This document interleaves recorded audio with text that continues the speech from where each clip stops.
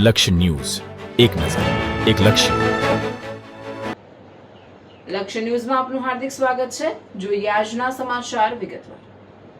ધારી તાલુકાના જર ગામે પવિત્ર મોહરમ પર્વની શ્રદ્ધા અને આસ્થા સાથે ઉજવણી કરવામાં આવી હતી. ઇસ્લામ ધર્મમાં મોહરમ મહિનો ખૂબ જ પવિત્ર અને ઇબાદતનો મહિનો માનવામાં આવે છે. રમઝાન બાદ આવતો મોહરમ મહિનો ત્યાગ, બલિદાન અને સત્યના માર્ગે ચાલવાનો સંદેશ આપે છે. ઇતિહાસ મુજબ કરબલાના યુદ્ધમાં હજરત ઇમામ હુસૈન તથા તેમના પરિવારજનોએ અન્યાય અને અત્યાચાર સામે લડતા ઇસ્લામ ધર્મની રક્ષા માટે શહીદી વહોરી હતી.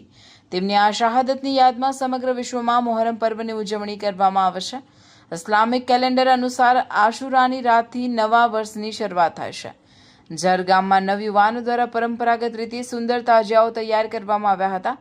મોહરમની 9મી તારીખે તાજિયાઓને પડમાં લાવવામાં આવ્યા હતા, જ્યાં મોટી સંખ્યામાં ગ્રામજનો અને શ્રદ્ધાળુઓ ઉપસ્થિત રહ્યા હતા. 10મી મોહરમના રોજ સાંજના સમયે ધાર્મિક રીતિરિવાજો અને ઇબાદત સાથે તાજિયાઓને ઠંડા કરવાની વિધિ કરવામાં આવી હતી. આ પ્રસંગે ગામમાં ભાઈચારો, શાંતિ અને સૌહાર્દનું વાતાવરણ જોવા મળ્યું હતું. યુવાનો અને વડીલોએ મળીને ધાર્મિક કાર્યક્રમોને સફળ બનાવવામાં સહયોગ આપ્યો હતો. સમગ્ર કાર્યક્રમ દરમિયાન શ્રદ્ધાળુઓએ ઇમામ હુસૈનની શહાદતને યાદ કરી દુઆઓ અને ઇબાદત કરી હતી. રિપોર્ટર ટીનુભાઈ લલિયા.